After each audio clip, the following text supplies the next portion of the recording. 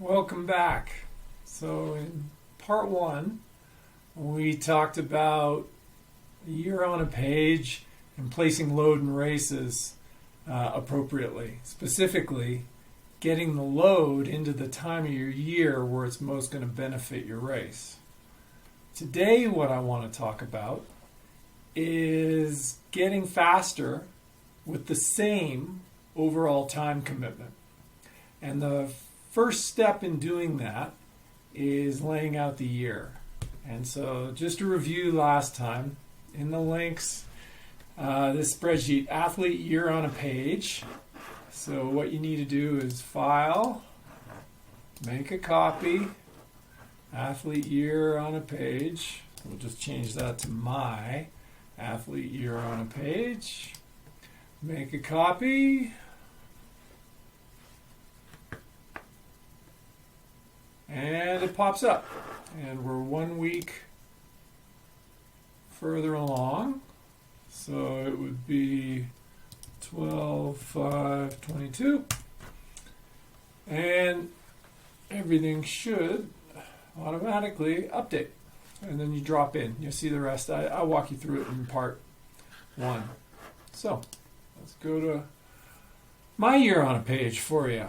Now, you'll see that I've gone a little further with working, and I've just color-coded it. You don't necessarily need to color-code it, but you need to make yourself aware of a few things.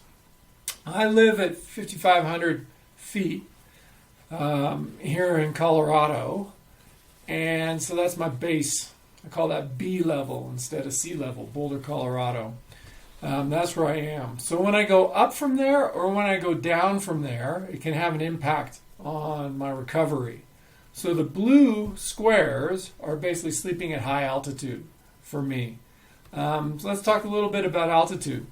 Altitude doesn't necessarily make you faster. At first, all it does is make you tired. And then that fatigue can give you useful stimulus. But one thing I used to tell people that are thinking about coming to Colorado for a training camp is the minimum duration is really about 6 weeks, 6 or 7 weeks to really benefit from doing a training camp at altitude. So if you go to altitude for less, a shorter period of time, the benefit you're going to get is mainly just from getting out of your life and getting less life stress and focusing on training, the training camp effect, rather than the altitude effect. Now, for me, going down to sea level is a great way to shed fatigue. So a sea level camp can be a great idea for me.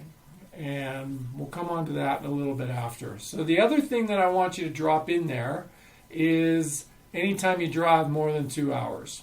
So those are my yellow squares. You see, I don't do that very often.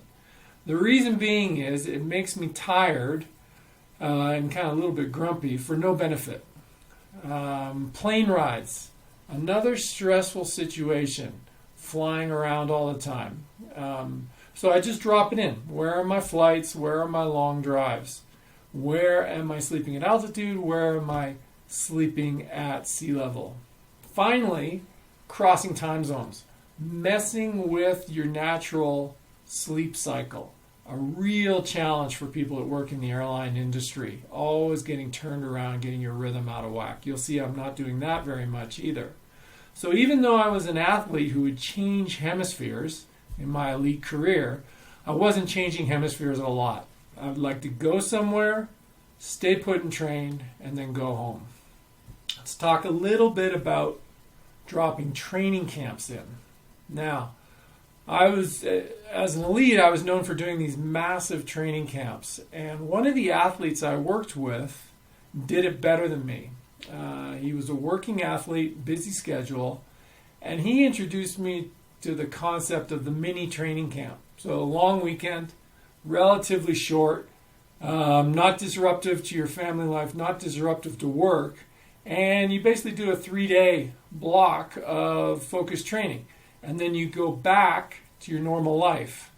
And the benefit of this is you can get a reasonable amount of overload, but more importantly, the recovery is not extended. So with a training camp, with your long days, with your big days, with your challenging days, it's not about what you can survive. It's about what you can absorb, what you can recover from. And you're going to see the benefit of that in the days after the training. So look at how that works for you. And remembering back to last time, I'm aiming for an early June race. And so if I back that up, that mid-May time is a good time for me to consider doing a training camp. Likewise, end of April would be another time, maybe for a shorter training camp to drop in. And that's something that you can do if you're going to do a training vacation type thing. Go somewhere where you can do a lot of training very easily. So what I like is safe riding, walking distance to the pool, and reliably good weather. And a tip on reliably good weather is whether the town is a green town or a brown town. And what I mean by that is if you're going to a very lush tropical environment, odds are there's a fair amount of rain around. So for these early season camps, we used to go more towards desert environments because they would be dry and reliable for us.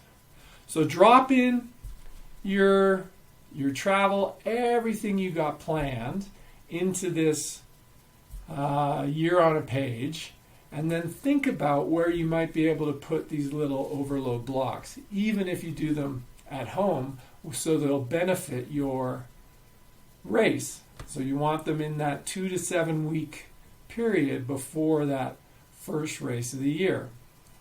Thanks. Any questions? Hit me up in the comments, and I'll see you next time.